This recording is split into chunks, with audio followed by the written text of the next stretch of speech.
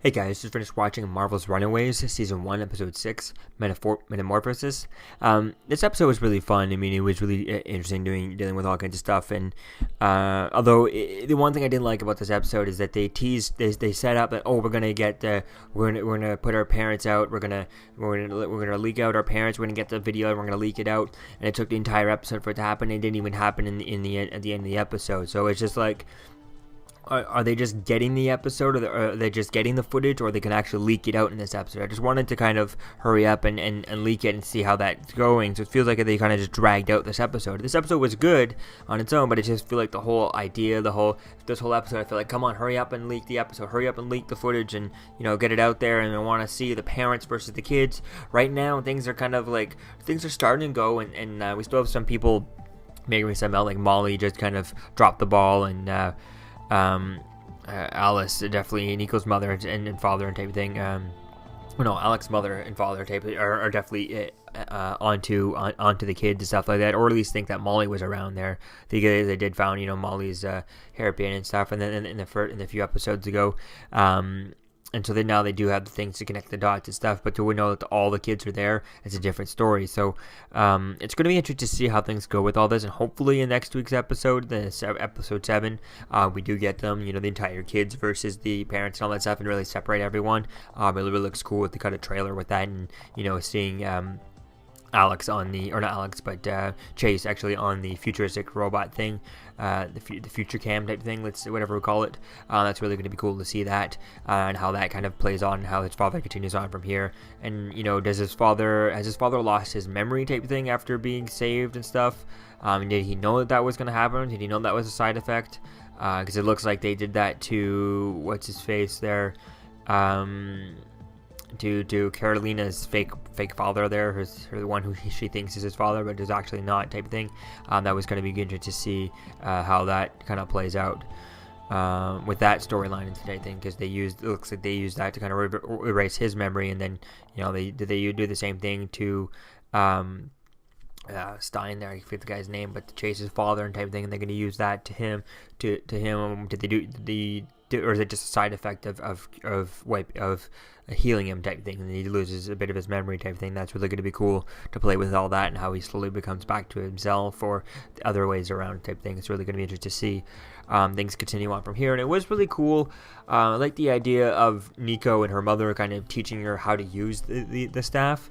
Although we only got like one scene of that, she only did like one thing with it. So I don't know. I just would have liked to have seen maybe you see her do one thing, cut to something else, and then cut to another story, and then you get back, see her do another thing, so that you the idea is that the whole time she's been doing different things. We only just saw two, instead of just one thing, moving on as if she only did one thing type thing, and then she actually puts it away type thing. So I don't know, we just kind of set up for all this cool training with this, and then having it blow up, having it not work type thing was a different idea.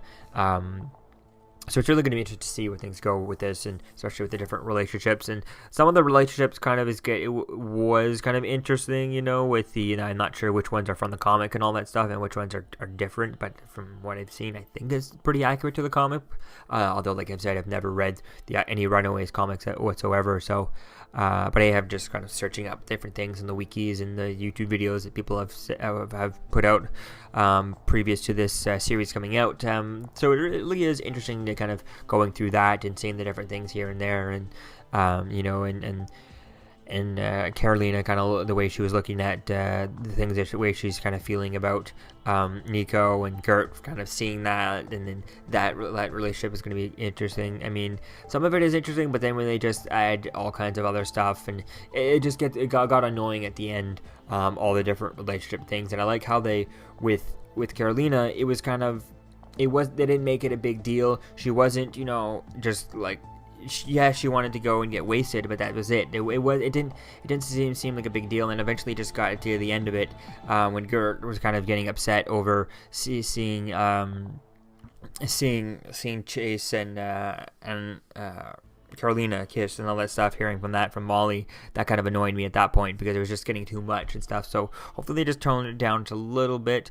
But I mean, it definitely I'm interested to see where things continue on, how things kind of go from here, and hopefully we can hurry up and get them play with that. And obviously you have to have the relationships and all that stuff in here, but playing with that and really focusing a little bit more, having something happen in with the parents, maybe in the next episode, all the parents figure it all out. The kids leak the footage or whatever, and then everything comes out, all the secrets are out, and everyone knows everything that the Pride is doing, type thing. And then that could kind of take the focus away from too much of the relationships and things like that. So it really is interesting to see where things go from here. I guess it's disappointing that I also forgot about there was no dinosaur in this. We never saw Old Lace, I think is her name, from the comics, but it's really going to be fun to see that. Hopefully we get to see her walking around and stuff, and looks like Gert and Molly do really ask their parents, their adopted parents, forget their names, but they really do get into the Yorks and stuff and start asking the Yorks different questions. What are you hiding, why are you hiding, and all that stuff. And it seems like they're like the most likely the Yorks to spill the beans on Pride and why they're doing it. And it was kind of cool at the beginning of this episode dealing with seeing the backstory to everything, the first time they killed someone, the first time they did it and all that, and how they're being framed into doing it.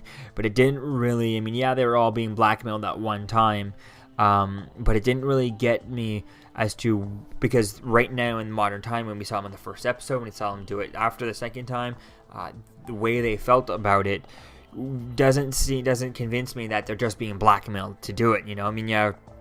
You have what's her face? You have Carolina's mother, and we have what's her face? Alex or Tina. Minru and stuff, and there was kind of, they're kind of know what they were doing. They knew what they were getting into. They're not really being blackmailed into it, and according to the flashback we got at the beginning of this episode. But I don't know, the rest of them, how they were about to call the cops. They even said they were going to call the police and stuff. And then just because they're being recorded, I don't know. It doesn't seem, they have all of them versus the few people who are not being blackmailed. It didn't seem to make sense to me as to why they're all into it, and why in modern time, their modern day, they're all gung ho for it. They all realize, oh yeah, we have to do it, we have no choice, type thing, just because you're being blackmailed from a long time ago. If they had all banded together, they all, according to me, from what I know, they all have money and they all already have power to get really good lawyers and all come together and go against the two or three people who were blackmailing them the first time.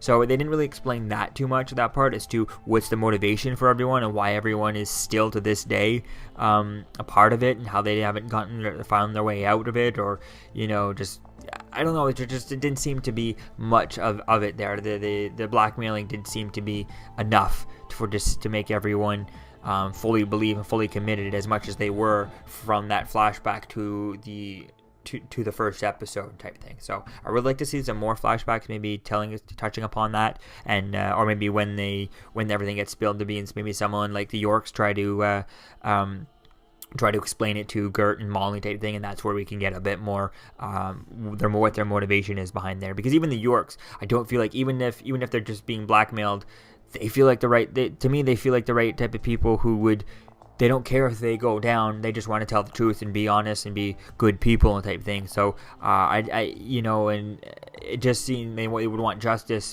for the kids and stuff. So it just doesn't seem right for them to even to keep being part of this, and keep being just because they're being blackmailed. I don't know. It just seems a bit odd to me for all that. So I'd like to see more on that, maybe get more answers of that as more information comes out, as the kids get more and more information from their parents and stuff. So it really is going to be fun to see where things go with all this, and to see how things kind of expand upon. And one of the best parts I almost forgot to talk about here is the limo driver, Stan Lee. That was perfect. I love the way they did it.